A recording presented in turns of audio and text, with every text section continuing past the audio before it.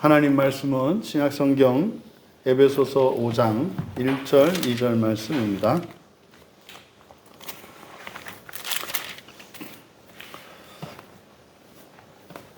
에베소서 5장 1절 2절 말씀을 함께 읽겠습니다. 그러므로 사랑을 받는 자녀같이 너희는 하나님을 본받는 자가 되고 그리스도께서 너희를 사랑하신 것 같이 너희도 사랑 가운데서 행하라. 그는 우리를 위하여 자신을 버리사 향기로운 제물과 희생 제물로 하나님께 드리셨느니라. 아멘. 아멘. 하나님의 본받는 자들이 되라라는 제목으로 말씀의 은혜를 나누고자 합니다. 우리말 성경에서는 너희는 하나님을 본받는 자가 되고 이렇게 이제 소유격을 이제 객체의 소유격으로 이제 번역을 해서 하나님을 본받는 자가 되라 이렇게 되어 있습니다만은 원문 그대로 따르자면 하나님을이라고 번역된 이것이 소유격으로 되어 있습니다. 그래서 하나님의 본받는 자가 되라. 그래서 설교 제목을 우리말 번역과 좀 다르게 정한 것입니다. 지금 바울 사도께서 에베소 교회 교인들에게 하나님의 본받는 자가 되라 이렇게 명령문으로 말씀하고 있습니다. 하나님의 본받는 자가 되라. 그런데 이렇게 하나님의 본받는 자가 되라는 명령의 이유, 그러므로입니다. 그러므로 사랑을 받는 자녀같이. 그러니까 지금 이제 우리가 보고 있는 성경에는 장절 구분이 되어 있습니다만 실제로 쓰여진 모든 성경은 통짜로 되어 있는 하나의 편지입니다. 근데 그것을 우리가 좀 이해하기 쉽도록 나름대로 신학자들이 문단 나누기를 하고 이렇게 이제 구분을 한 겁니다. 그래서 그러므로라고 하는 이 접속사가 나왔을 때는 바로 앞에 있는 내용을 생각해야 합니다. 그러니까 앞에서 이미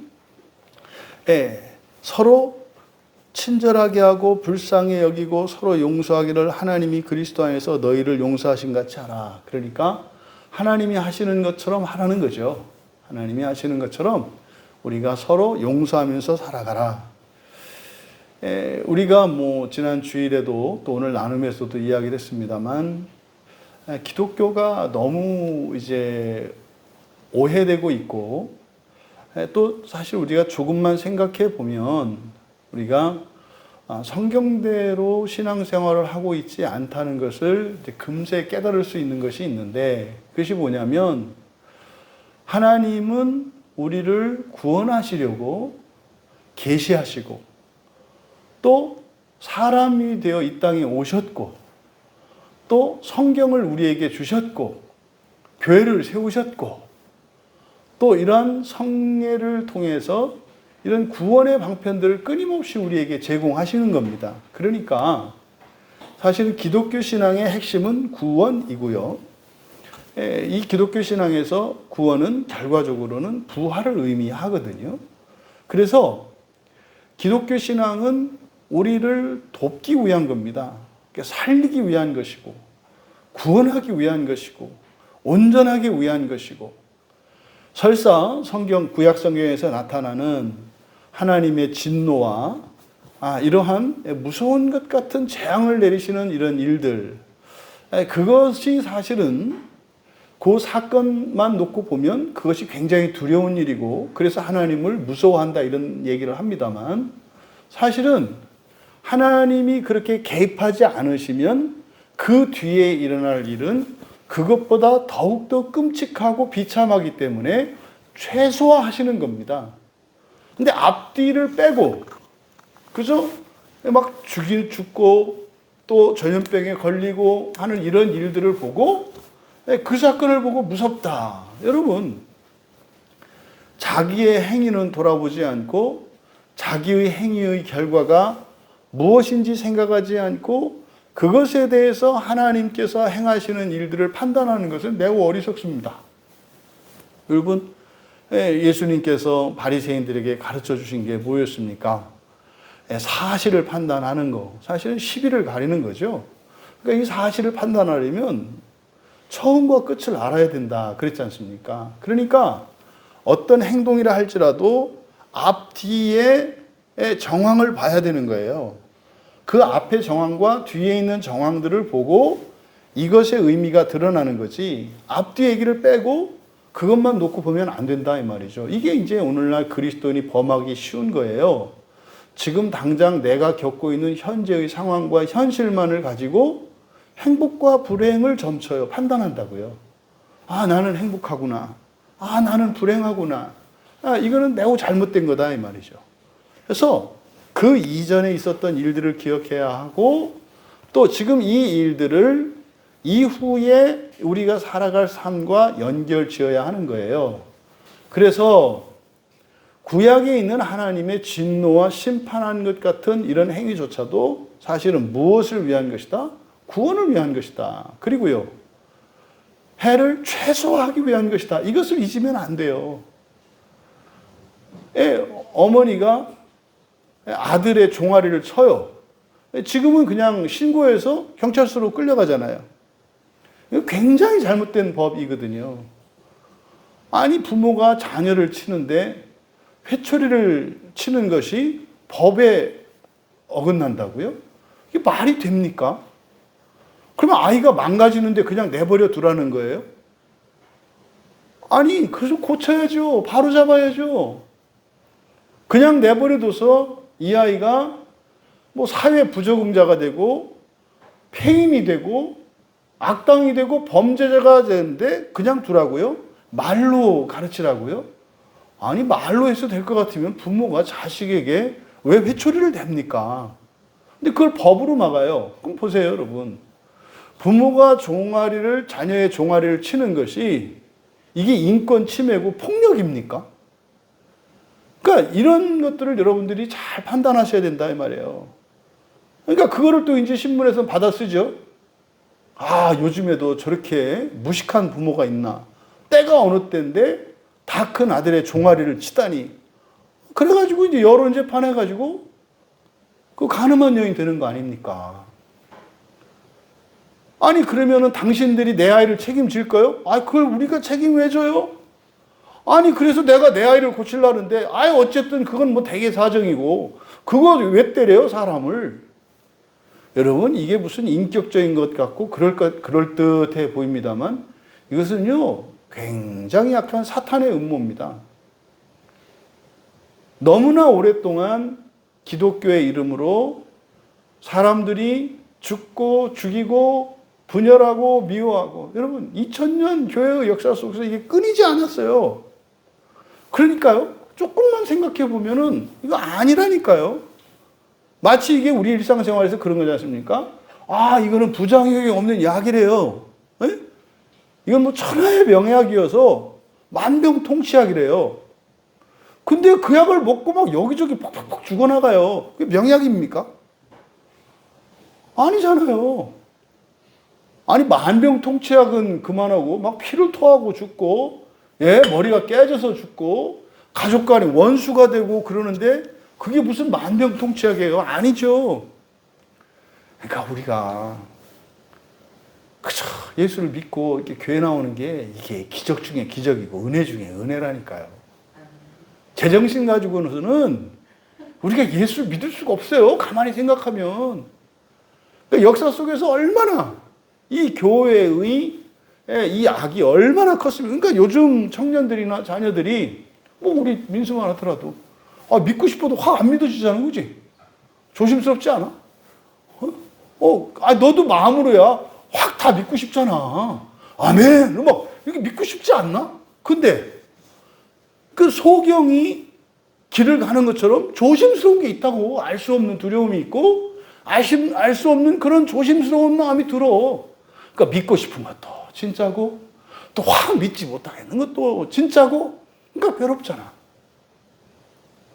이게 왜 그래요? 우리들의 신앙생활에 문제가 있는 거예요, 뭔가가. 그 근본적인 게 뭐다? 성경은요, 너 기도 안 하면 지옥 가고 너 교회 빠지면 이런 얘기 안 한다고요.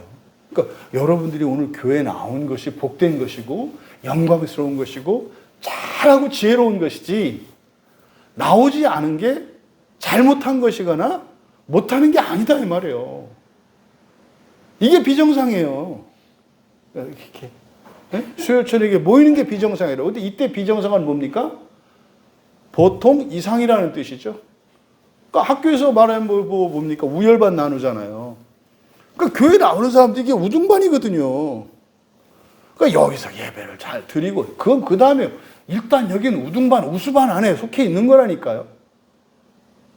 그러니까 나오지 않는 사람들이 잘못된 게 아니라 주일이라고 빠지지 않고 꼬박꼬박 나와. 또 뭐 이렇게 주중에도 나오고 새벽에도 나오고 엄청 잘하는 거다. 왜? 안 나오면 죽을까봐. 이게 아니라 이렇게 교회 한번 나와서 예배 드리는 그것이 종말론적으로 지옥을 상쇄시키고 하나님의 나라의 시간을 늘리는 것이며, 그것은 막연한 미래에 대한 그 막연한 어떤 이렇게 그냥 어떤 비전 제시가 아니라 그것이 확실하다라고 하는 그 표적으로서 우리 현재의 삶 속에 분명히 어떤 영향력으로 나타난다고요. 삶의 변화로 나타난다고요. 그러니까요, 교회 나오고 성경 보고 설교 듣고 하는 것보다 더 가치 있는 일이 없다니까요. 이게 지금 왜곡되어 있어서 퍽하면 이렇게 잘못해서 마치 합격 못할 것 같은, 아니 천국이 무슨 국가고시입니까? 천국은 과락이 없어요. 국가고시는 40점 과락이 있잖아요. 그죠? 다 100점 맞고 한 과목이 39점 맞으면 합격이 안 돼요. 국가고시는. 근데 하나님 나라는 그렇지 않아요. 1점 맞고도 들어갈 수 있는 거고요. 어떤 사람은 99.9점을 맞고도 들어가지 못하는 거예요.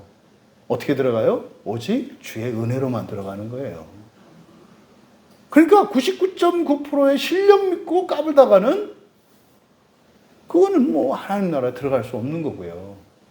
1%라 그래서 낙심하지 않고 예수 그리스도를 믿고 전적으로 하나님의 그 은혜를 의지하면 들어갈 수 있는 거라니까요. 그러니까 공평하죠. 여러분, 사람이 태어날 때 똑같지 않다는 거 다 아시지 않나요? 사람마다 타고난 재능이 정말 달라요. 어떤 사람들은 어떤 일을 하는데 특별한 재능을 갖고 태어나기 때문에, 또 어떤 사람은 정말 없어도 너무 없게 태어나기 때문에 똑같은 선상에서 놓고 똑같은 시험지를 시험을 쳐서 거기서 이렇게 당락을 결정한다는 것은 이거는 매우 부당한 거예요. 그래서요, 나의 수준이나 이런 것을 다른 사람과 비교할 필요가 없다. 이걸 여러분들이 염두에 두셔야 돼요. 수요일 저녁에 여러분들이 교회 나왔어요. 100%라고 할 수 없겠습니다만, 오늘 여러분들이 이 세상을 떠난다면 여러분들은 지옥과 상관없을 가능성이 매우 높아요.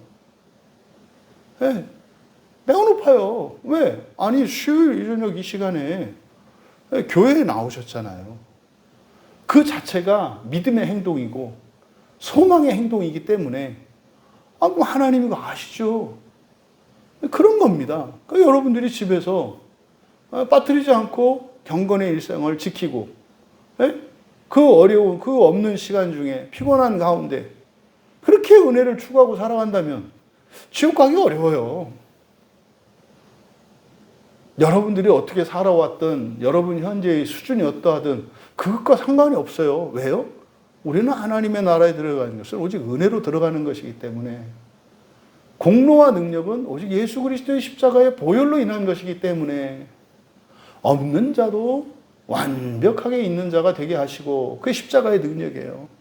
근데 그게 없으면요, 모든 것을 다 가진 것 같은 자도 하나도 없는 게 된다니까요. 근데 이게 종말론적으로 하나님 나라에 들어가는 것만 그런 것이 아니라 이 세상을 살아갈 때 흔히 사람들이 말하는 성공을 이룰 때에도 동일하게 적용이 돼요.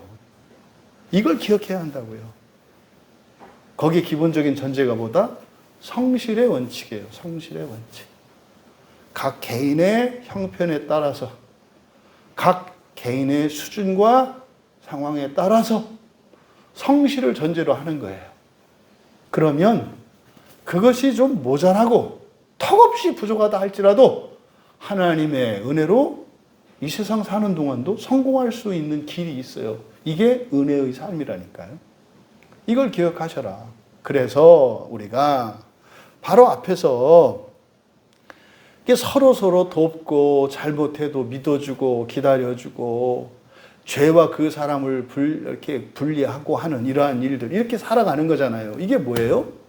이게 심판을 받지 않고 하나님 나라로 즉시 살아가는 방식이에요. 그 앞에서 이런 이야기를 했단 말이에요. 그러므로요. 그러면 앞에서 했던 이야기들 결론적으로 이야기하는 거거든요. 그러면 인과잖아요. 그러므로, 그러니까 너희들이 첫째 부활을 목표로 살고 죽어서 지옥에는 절대로 가지 않는 그런 인생을 여러분들이 너희들이 살기를 원할 거고, 이렇게 내가 살라고 했으니까 그러므로, 이렇게 되는 거예요. 그러므로 사랑을 받는 자녀같이 너희는 하나님의 본받는 자가 되라, 이렇게 되는 거예요. 그러면은 여기서 하나님의 본받는 자가 되라 그랬단 말이에요. 그럼 이것을 이제 1차적으로 우리말 성경대로 이렇게 객체의 소유격으로 해석할 수도 있어요. 그러니까 객체의 소유격이라고 하는 것은 하나님의 본받는 자 할 때 무엇뭐의라고 하는 소유격을 목적어로 해석을 하는 거예요. 그래서 하나님을 본받는 자, 뭐 전혀 무리가 없잖아요. 근데 문제가 뭐냐면 우리가 가지고 있는 성경을 통해서 우리가 가지고 있는 하나님에 대한 하나님의 지식을 연결시켜 봐야 돼요. 여러분, 하나님은 영이시거든요. 하나님은 완전한 분이시고 전지전능하시고 영원하고 무한한 분이시잖아요. 우리가 그 하나님을 본받을 수가 있나요? 아니, 뭘 보여야 본을 받지. 아니, 뱁새도 황새 쫓아가려고 하다가는 날개가 찢어진다고 얘기를 하는데, 아니, 사람 중에서도 이렇게 그 위대한 사람도 따라가지 못해서 버벅대는 우리들한테 하나님을 본받으라니 이게 웬 말입니까? 이거는 전혀 현실성이 없어요. 그러니까 하나님을 본받는 자가 되라라고 번역한 이분의 그 용기가 참 가상합니다. 그럼요, 하나님을 본받는 자가 되라라는 말이 성경을 읽는 이들에게 막 기쁨이 되고 이럴까요? 다 죽어요. 아니, 오늘 하루마다라도 내 마음도 못 지키고 환경에 조금만 변화가 일어나도 막 이게 휘청휘청거리는데 하나님을 본받으라니 이게 웬 말입니까? 그러니까 이게 자꾸 사변적이고 추상적으로 관념적으로 흐르는 거예요. 왜요?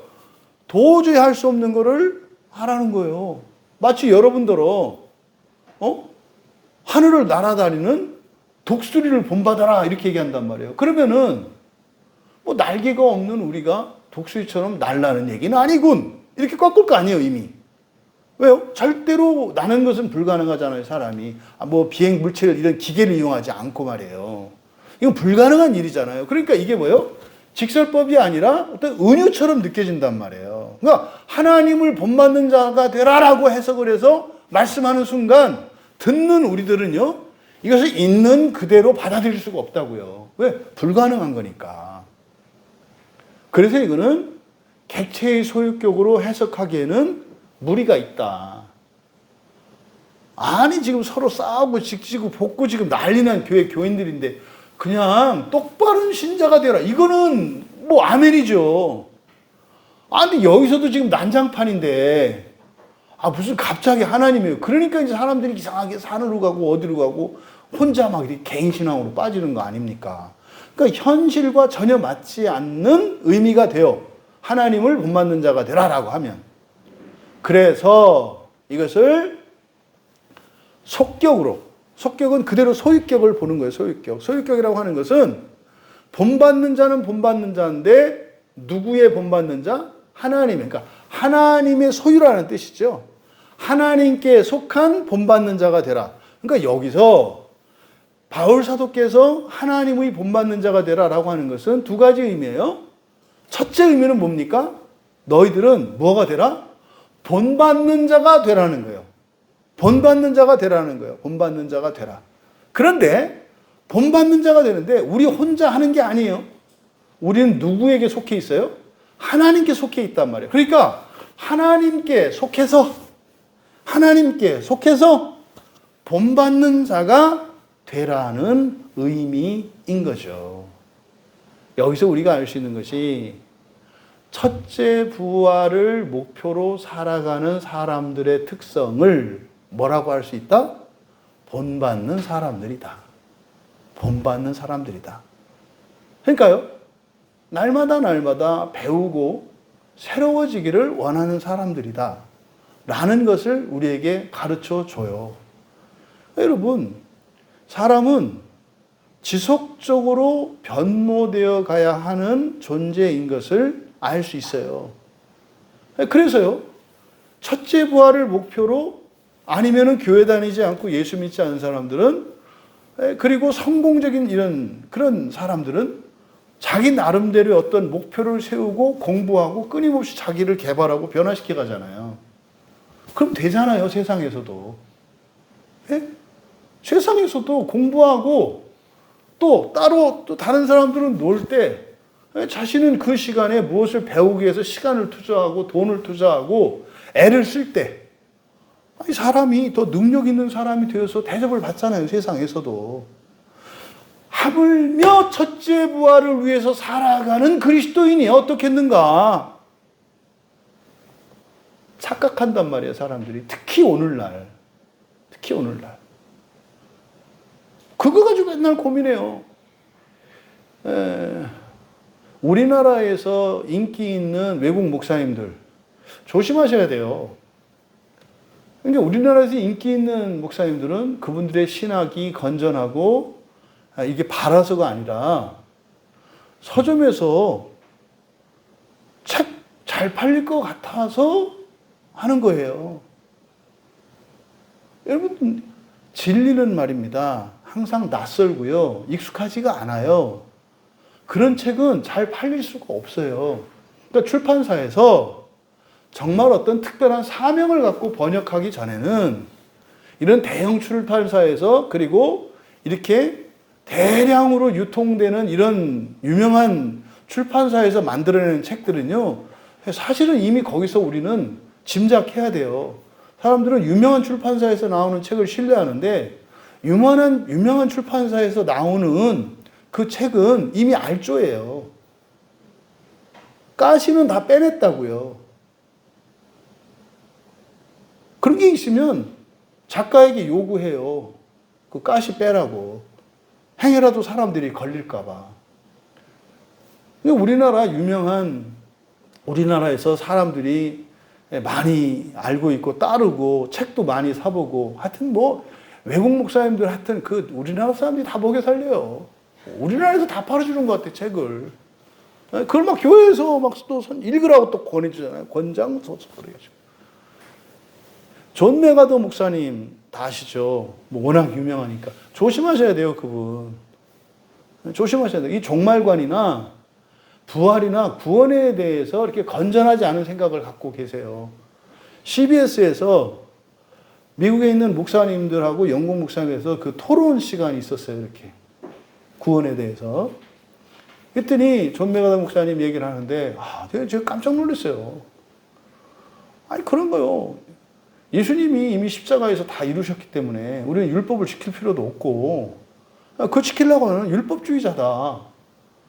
거의 율법 무용론 쪽에서 말씀을 하시더라고요. 그러니까 다른 한쪽에서 아니 구약 성경도 성경이고 율법은 어쨌든 유대인들에게 주신 구원의 방편이니까 그 율법의 효용 가치와 그 효과는 분명히 유익이 있는 거다.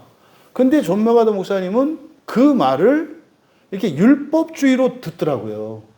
그러니까 이 목사님이 좀 이게 잘못된 경직된 사고를 갖고 있구나. 그러면서 이제 말씀하시는데 율법을 지키려고 하는 사람들은 믿음이 없는 사람이고 십자가의 예수 그리스도의 그 보혈의 공로를 평가절하하는 사람인 것처럼 얘기를 하더라고요. 그래서 이분 조심해야 되겠구나. 여러분, 우리가 말입니다.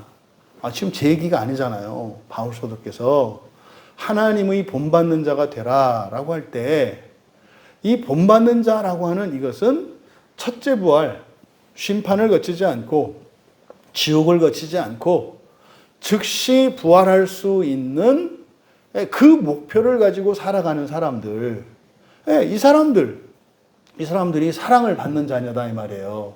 사랑받는다는 게 뭐예요? 하나님이 다 이렇게 하기를 원하신다는 거예요. 다 이렇게 누구도 심판받지 않고 지옥 가지 않고 부활하는 것을 하나님이 좋아하시고 기뻐하신다는 거예요. 그 마음에 드니까 사랑하시는 거죠. 그런데 사람들은 자꾸만 자기들의 힘으로 이렇게 지옥을 거쳐서 나는 하나님 도움 안 받고 좀 하는 데까지는 해볼게요. 이런 식으로 간단 말이죠. 그러니까 지금 본받는 자다라고 하는 것은 첫째 부활의 성도들의 특성이라는 것을 여기서 나타내고 있다. 근데 말입니다. 이 편지보다, 에베소서보다 먼저 쓰여진 편지가 이제 데살로니가 전서예요. 데살로니가 후서는 이제 이것보다 뒤에 쓰이고, 데살로니가 전서는 에베소서보다 앞서 쓰여진 편지거든요. 근데 데살로니가 전서에 여기서 본받는 것과 관련된 언급이 두 번이 나와요. 그러면 데살로니가 전서 1장 6절과 2장 14절에 본받는 것과 관련하여 언급이 나오는데, 데살로니가 교회 교인들에게 편지를 쓰실 때 그때는 뭐라고 말씀하시냐면, 너희들이 우리와 주를 본받은 자가 되었다 그래요. 이미 되었다고 한다고요. 본받은 자가 되었다 이렇게 말을 해요. 이게 데살로니가전서 1장 6절이거든요.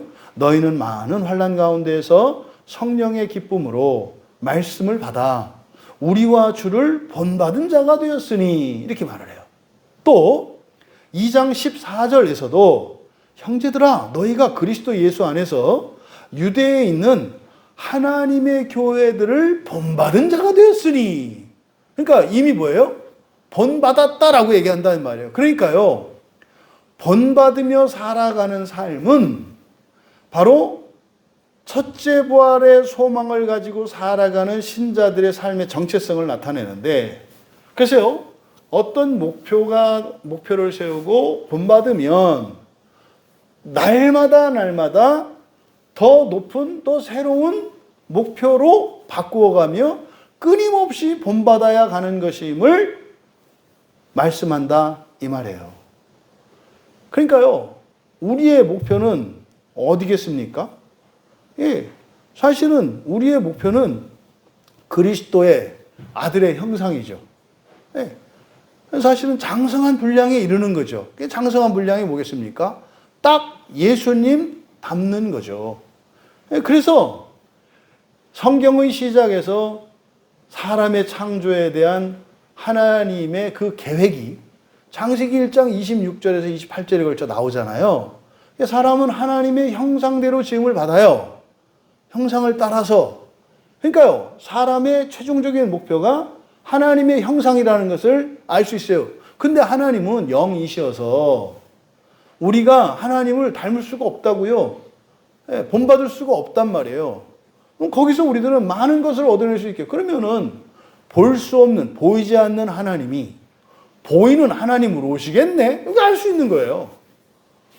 그러니까 아니 보이지 않는데 우리가 어떻게 본받아요? 보여야 본을 받지.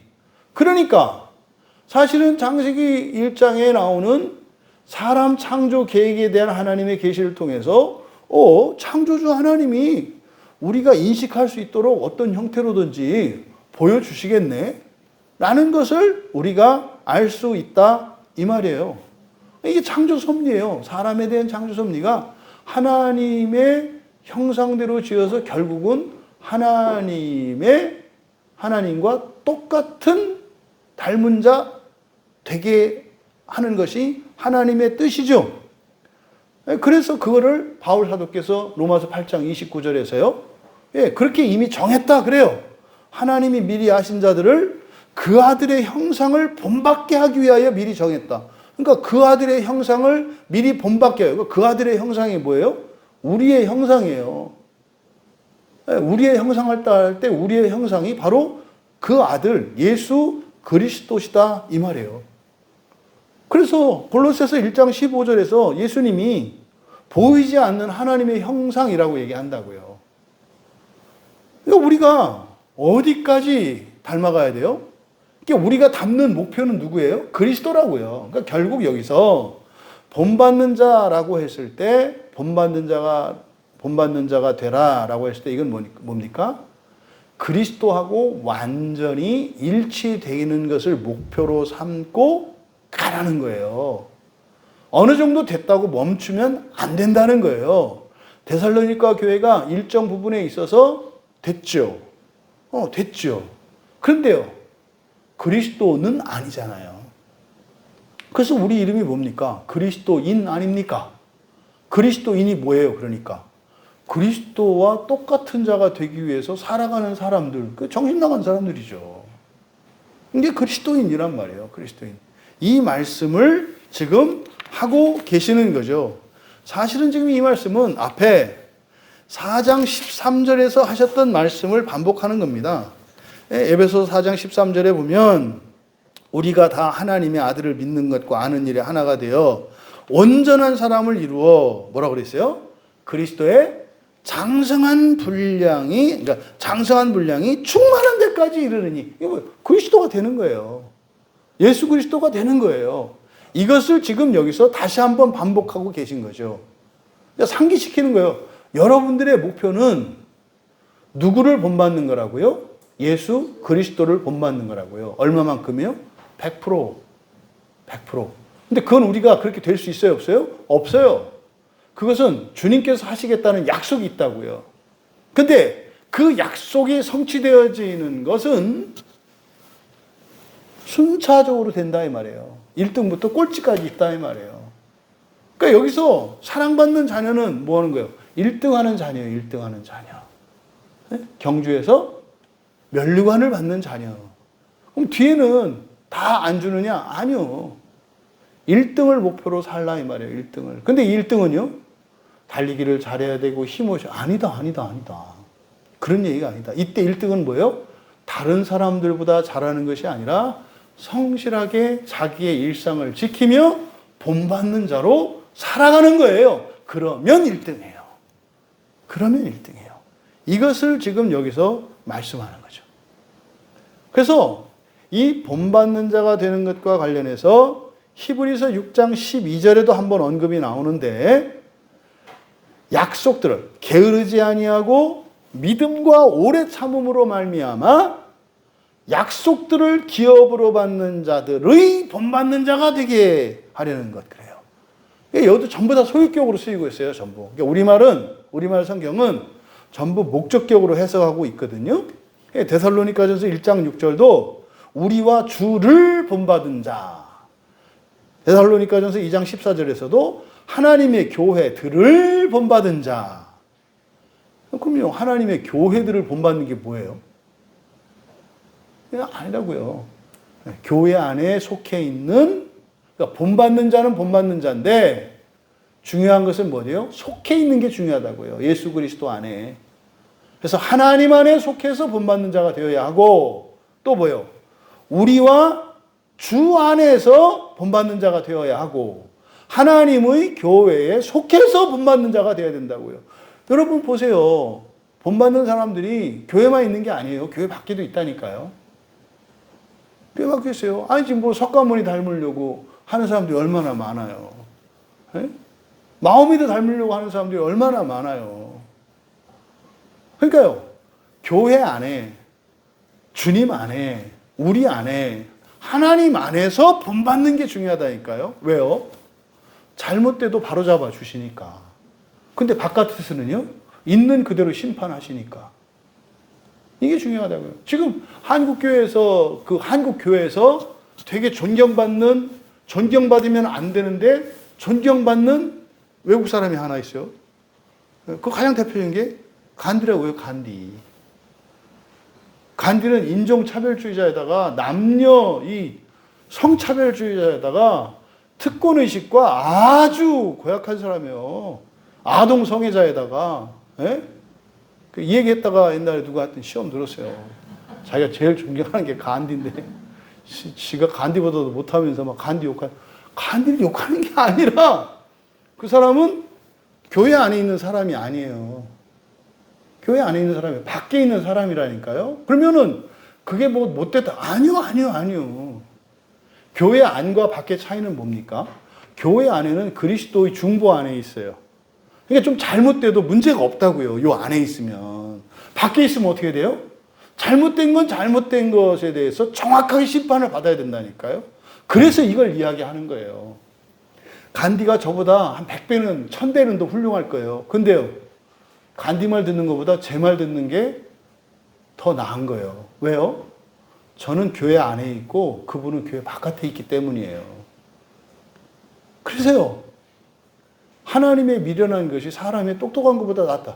교회 안에 미련한 것이 세상의 똑똑한 것보다 낫다니까요. 그런데 웬 교회 안에서 이렇게 세상 바깥, 이 교회 바깥에 있는 사람들을 그렇게 따라다니려고 난리를 치느냐고. 말이 안 되지. 그러니까 지금 성경에서 본받는 것과 관련해서 본받는 대상은 그리스도예요. 그리스도. 근데 지금 우리말 성경에 목적격으로 되어 있기 때문에 말이 안 된다고 생각을 해보면 사람이 무슨 하나님의 교회를 본받는 게 무슨 말이에요, 그게. 아무 의미도 없지. 뭐 콘크리트가 되는 거예요. 뭐 목조교회 뭐예요, 뭐. 또 이제 말은 잘하니까 말은 붙일 수 있지. 뭐 이렇게. 그런 거 아니에요. 본받는 자가 되는 것이 핵심이고 그다음 뭐예요? 안에 있는 거예요, 안에. 속해서 본받는 자가 되라는 거예요. 속해서. 여기는 맞고 틀리고의 문제가 아니라 우리의 실수와 우리의 부족한 것을 염두에 둔 말씀이죠. 우리가 좀 실수하고 잘못하더라도 도와주셔야 되니까. 또 우리의 능력이 없더라도 채워주셔야 하니까. 그래서 속해서 본받는 자가 되라는 거예요. 그러면요, 바로 앞에 4장 32절, 31절, 뭐 이렇게 너희들이 뭐 악독, 노함, 분냄, 떠드는 거, 비방하는 이런 걸 버리고 친절하게 하고 불쌍히 하고 용서하기를 하나님이 그리스도 안에 사는 것처럼 해라. 할 수 있어요, 없어요? 마음은 소원이로 돼. 육체는 한이라니까. 그러므로예요. 그러니까 그러므로 하나님의 본받는 자들이 되라는 게 하라는 게 아니라 뭐예요? 하려고 해도 다 못할 거야. 그러니까 하나님에 속해서 해. 그럼 이건 뭡니까? 내가 책임질게. 그래서 이 그러므로와 연결 지었을 때 하나님을 본받는 게 아니라 마음껏 해보라고 하시는 거구나. 뒤로 넘어지고 앞으로 넘어지고 과연 뒤로 넘어져서 코가 깨지는지 안 깨지는지도 한번 너무 보고 앞으로 넘어지는데도 뒤통수가 깨지는 일이 있는지 한번 해보라는 거구나. 근데 그렇다고 해볼 필요는 없다. 그죠? 하지만 설사 그렇게 하더라도 온전하게 하실 것에 대한 얘기가 1절이다 이 말이에요. 이해되시죠? 그리고 이제 2절에서 그러면 그리스도를 본받는 거잖아요. 그러니까 당연히 뒤에 무슨 내용 나오겠어요? 안 봐도. 그리스도를 본받는 얘기가 나오겠네. 보니까 뭐요? 나오네. 그렇잖아요. 그리스도께서 너희를 사랑하시고 이렇게 나오잖아요.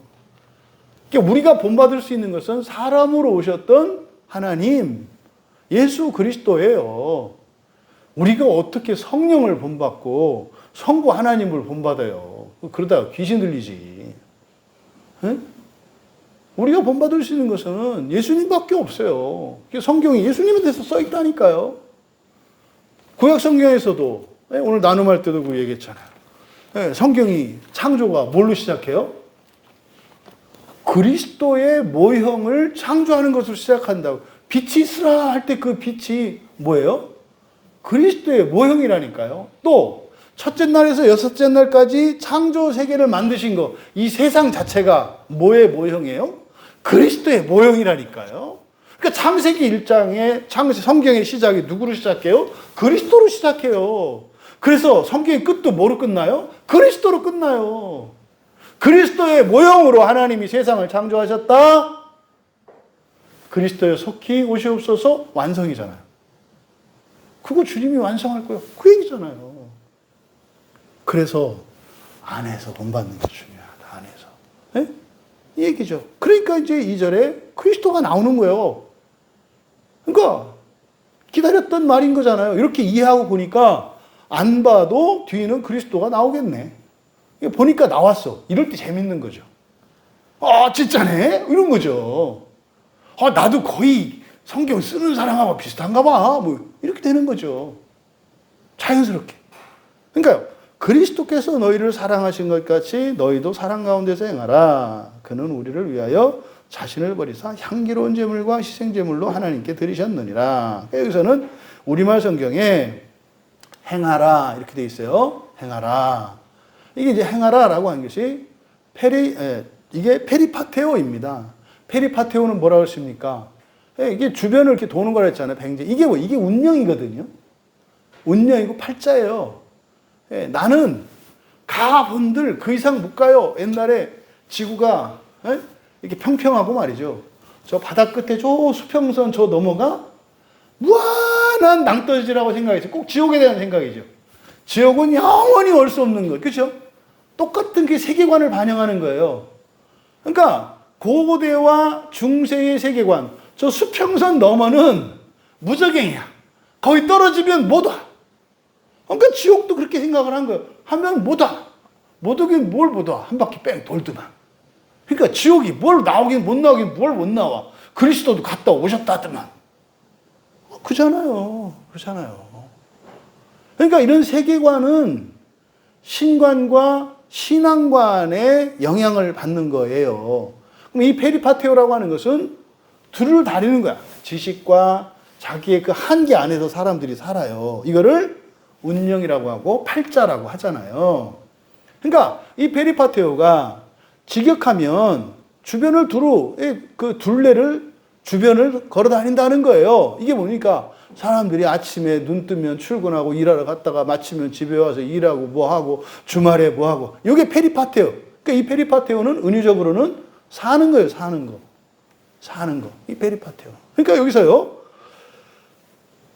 그리스도께서 너희를 사랑하는 것 같이 너희도 사랑 가운데에서 행하라. 이렇게 돼 있거든요. 그러니까 여기서 사랑 가운데에서라기보다는 전치사 n 쓰였으니까 가운데라고 한 거예요.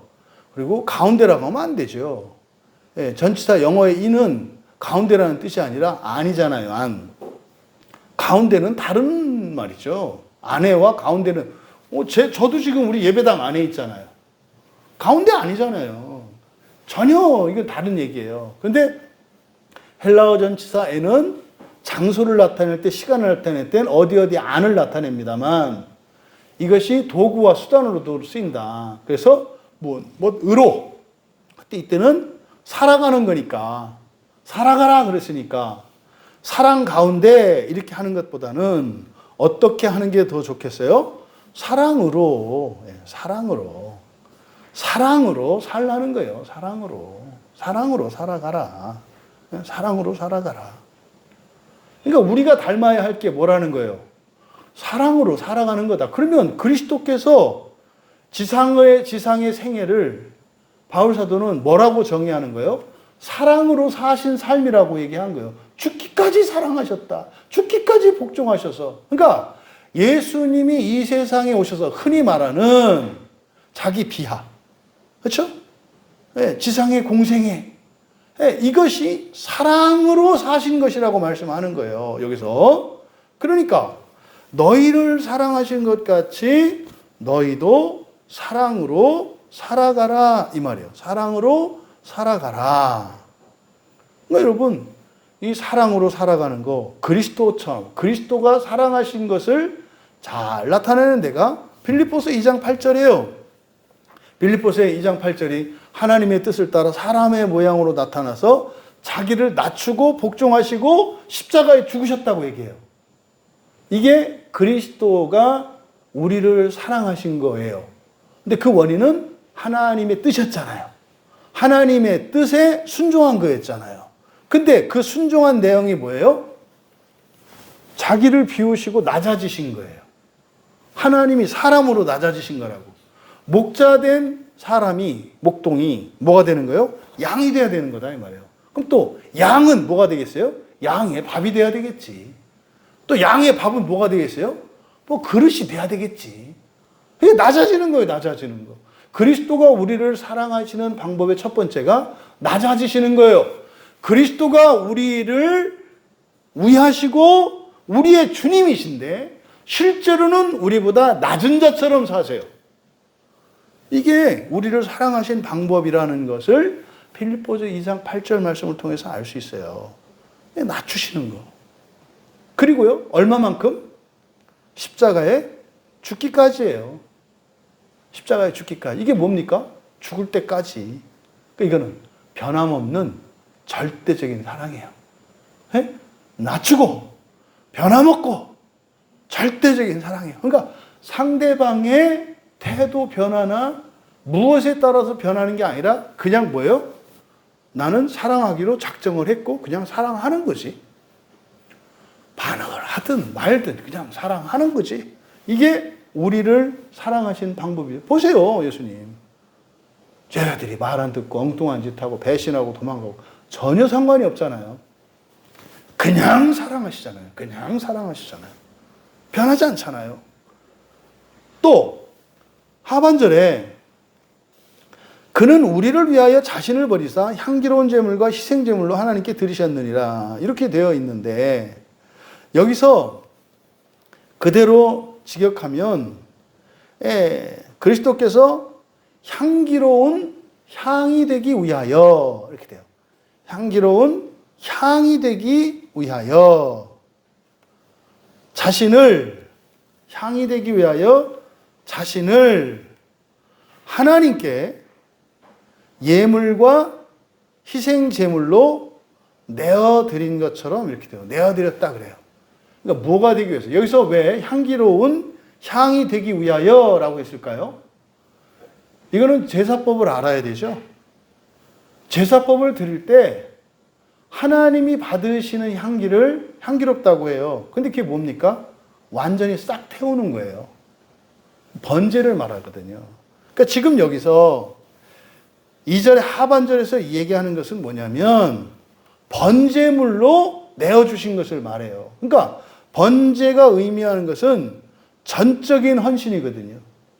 전적인 헌신이에요.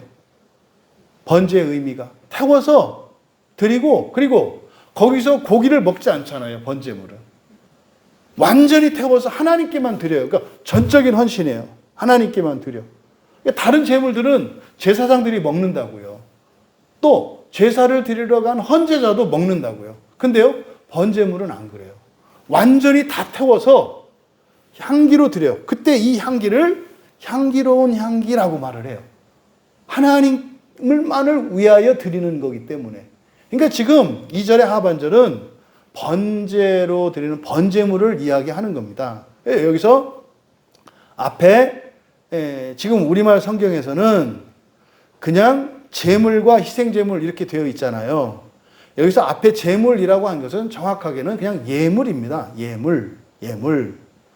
예물이라고 하는 것은 죄를 속죄하는 그게 아니에요. 오늘날로 말하면 헌금이에요. 헌금. 이 헌금은 죄를 속죄하는 게 아니에요. 그는 뭐예요? 감사함으로 자원함으로 그냥 드리는 거예요. 이거는 안 드려도 상관이 없는 거예요. 종종 뭐 요즘에 뭐 11조가 어떠니 뭐가 어떠니 아니 엄마 나 여자친구가 생겼는데 선물해야 돼 말아야 돼? 그 법입니까? 민수야 선물하면 그 버릇드니까 주지 말렴. 뭐 이렇게 내가 받아보니까 계속 받다가 안 받으니까 섭섭하더라 야. 차라리 안 주다가 그냥 종이접기만 하나 해줘도 좋더라. 그게 뭐 법으로 정할 일입니까? 좋으면 하고 안 좋으면 안 할 일이지. 그럼 반대로 여러분들이 누구한테 선물을 두 친구가 있어요. 이렇게 두 친구가. 근데 한 친구는 막 때가 되면 나한테 선물을 하는 친구가 있고, 한 친구는 평생 한 번도 선물을 받아본 적이 없어. 두 친구를 여러분이 똑같이 대하시나요?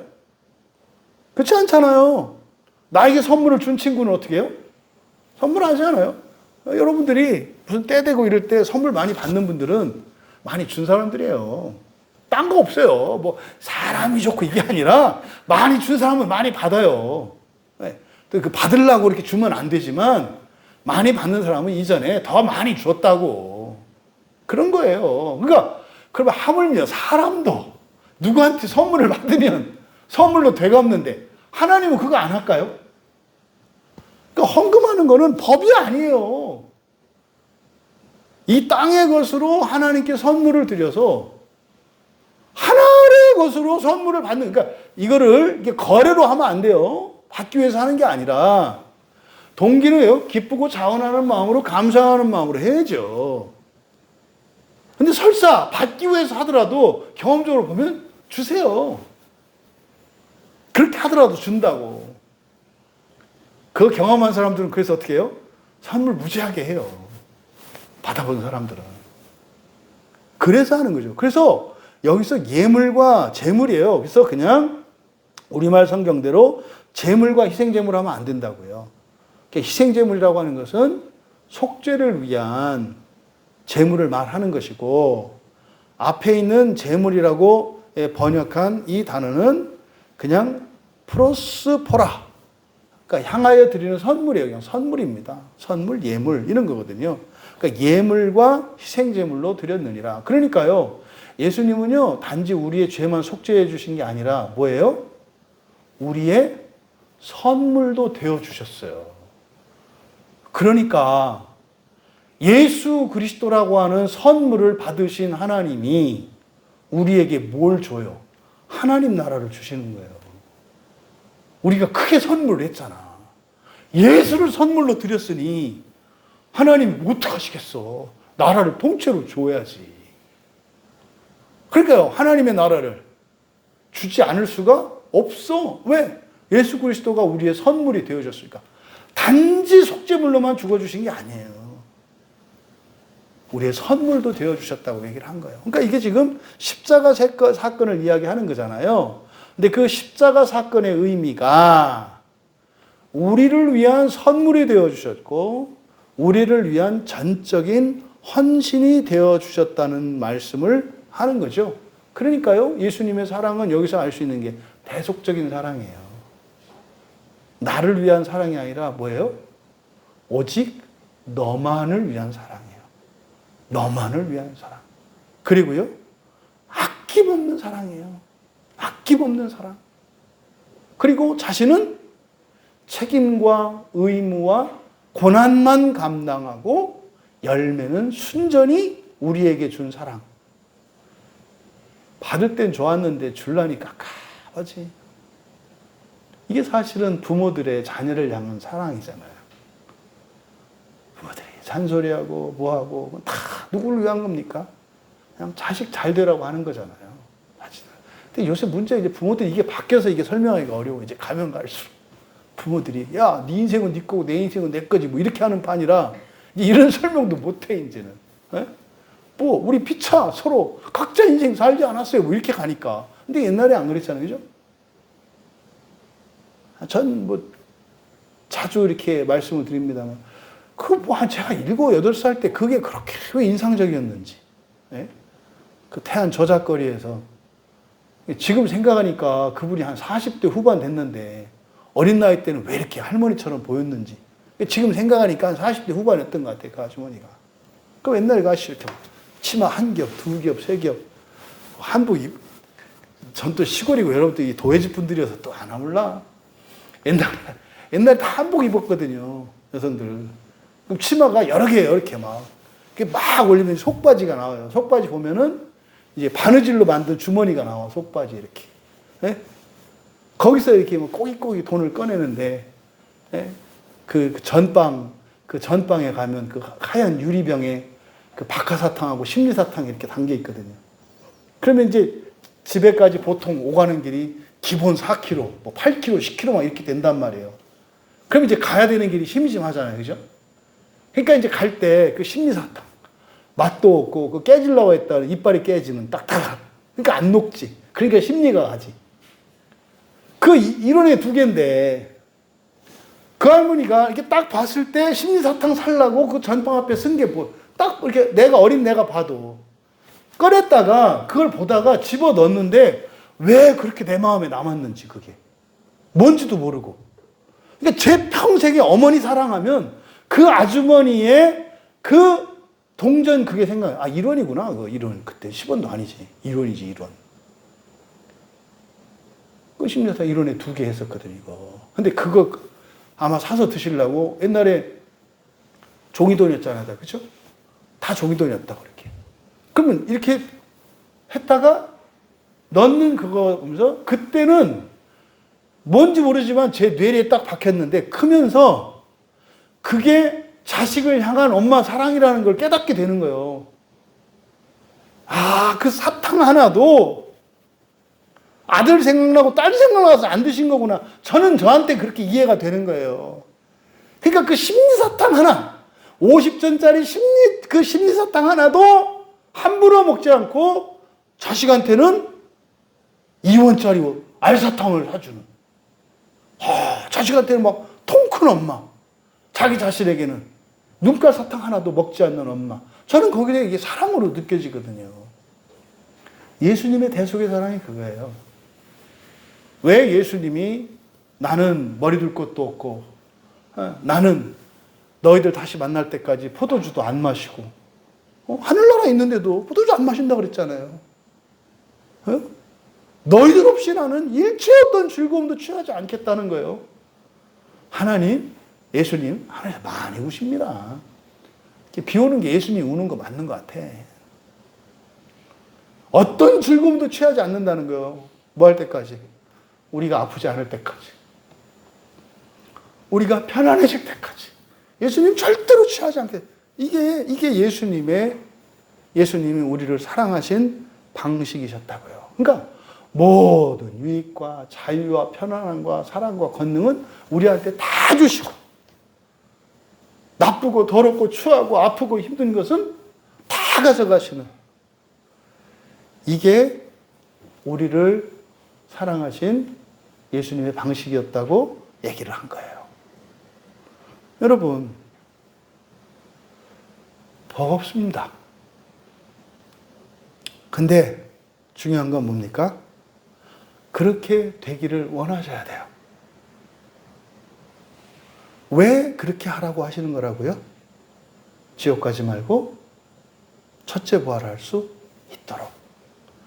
현실적으로 나를 위해서 살아가라고 외치는 이 시대 정신 속에서 다른 누군가를 위해서 살아가는 이타적인 삶이라는 것은 너무나 어리석은 시대가 되었습니다. 부모 자식 간에도 하지 않는 이런 세상이 되어버렸는데 성경은 철저히 그리스도를 본받을 것을 우리에게 요구하는데 그게 뭐냐면 사랑이에요. 사랑하면서 살아가라. 참 말도 안 되게 살아가라. 근데 그 원인과 목적이 뭐라고요? 첫째 부활이라고요. 이게 없으면 절대로 그렇게 살아갈 필요도 없고 살아가고 싶지도 않죠. 그러니까요, 심판을 믿지 않고 천국과 지옥을 믿지 않는 사람은 절대로 성경 말씀대로 살아가고 싶지도 않을 뿐더러 살아가고 싶은 마음도 없어요. 그렇게 살지도 않을 것이고. 근데요, 바울 사도는 그게 지혜롭다고 얘기해요. 왜? 반드시 심판이 있기 때문에. 여러분은 본받는 그리스도인이십니까? 그냥 자기 마음대로 고집하고 고수하는 그런 그리스도인입니까? 여러분에 있는 것을 그냥 장렬히 불태우고 다 털려서 이제 그렇게 인생을 살기를 바라십니까? 아니면 끊임없이 그리스도를 본받으며 살기를 원하십니까? 여러분 스스로에게 물어보셔야 돼요. 나는 어떤 사람인가? 나는 그냥 나로 살고 싶어하는 사람인가? 그리스도를 본받고 싶어하는 사람인가? 진지하게 여러분들이, 이건 아주 진중한 질문이에요. 왜요? 이거는 심판과 관련이 있고 첫째 부활과 관련이 있으니까. 이렇게 안 하면 심판받는 게 아니에요. 이렇게 하면 심판을 안 받는 거지. 그리스도를 본받지 않으면 지옥 가고 심판받는 게 아니에요. 이렇게 하면 심판받지 않는다는 얘기예요. 그리고요, 정말로 우리가 그리스도의 장성한 분량에까지, 그 장성한 분량의 충만에 이르기까지가 완전히 그리스도 닮기를 원하는가? 이게 뭡니까? 첫째 부활을 원하는 거예요. 첫째 부활을 원하는 것은 뭐라고요? 완전히 그리스도를 닮는 것, 완전히 그리스도를 닮기 원하는 것, 이게 첫째 부활이에요. 그러니까 첫째 부활은 우리 힘으로 할 수 없는 것이고 주님의 은혜로만 되는 거예요. 그래서 우리가 완전히 닮기를 원하는가? 여러분들이 정말 그리스도의 장성한 분량에 충만에 이르기까지 본받는 우리 모두가 되기를 바랍니다. 정말 그렇게 되기를 바랍니다. 그리고 우리들을 통해서 우리 주변에 있는 사람들이 한 사람, 두 사람 그렇게 본받는 삶을 살되 그리스도를 본받되 하나님 안에서 완전히 그리스도의 모든 것을 본받는 것을 목표로 살아갈 수 있기를 바랍니다. 여러분, 그리스도가 우리를 사랑하신 것처럼 변함없는 절대적인 사랑, 전적으로 헌신하시고 이타적이고 대속적인 그 사랑, 그 사랑으로 살아가는 것을 기뻐하고 또 그렇게 살아가기 위하여 하나님의 은혜를 구하며 살아갈 수 있는 복된 우리 모두가 되기를 주님의 이름으로 축원합니다. 말씀을 생각하며 우리 함께 기도할 때 한번 우리가 우리 자신을 돌아봅니다. 뭐 그냥 멀리 생각하지 말자고요. 오늘 하루, 우리들이 오늘 하루를 살았는데 그냥 나로 살기에 여념이 없었던 것은 아닌지, 내가 그리스도라고 하는 영광스러운 목표를 잊어버리고 살지 않게 하옵소서. 정말 꼭 붙들게 하옵소서. 그래서 정말 우리가 인생을 마치는 그날에 영광스러운 부활의 약속을 누리는 그 상을 받는 우리가 되게 하옵소서. 그리고 우리를 사랑하신 것처럼 살아가는 일 불가능합니다. 지금의 나로서는. 하지만 여러분들이 그렇게 살아가는 것을 기뻐하고 그렇게 살아갈 수 있는 사람이 된다면 어쩌시렵니까? 혹시 그것을 거부하고 가로막는 것은 아닌지 우리 자신들을 돌아봅시다. 정말 대속적이고 전적이고 절대적인 사랑을 하며 살아갈 수 있는 사람으로 내가 바꿔주랴? 이렇게 주님께서 물어보세요. 내가 너를 그렇게 바꿔주랴? 과연 그것이 우리에게 기쁨이 되고 영광스러운 것이 되는지 우리 자신에게 물어보고, 만약에 그렇지 않다면 여러분, 주님 그렇게 되기를 원합니다. 은혜를 구하시기를 바랍니다. 정말 주님과 같은 사람이 되기를 원합니다. 철저하게 대속적인 사랑, 전적인 사랑을 하며 살기를 원합니다. 하나님 나를 고쳐주시옵소서. 우리 함께 기도합니다.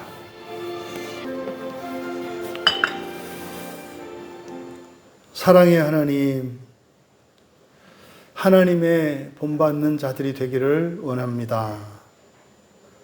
그리스도께서 저희를 사랑하신 것처럼 그렇게 사랑하며 살아가는 것을 원하고 기뻐하고 또 실천하는 저희들이 되기를 원합니다. 지금의 저희들로서는 턱없이 부족하고 불가능한 일이오나 주의 말씀을 따라 결단하고 나아갈 때 저희들이 점점점 우리 주님을 닮아가고 그래서 더 큰 주님의 사랑으로 살게 될 것을 믿습니다.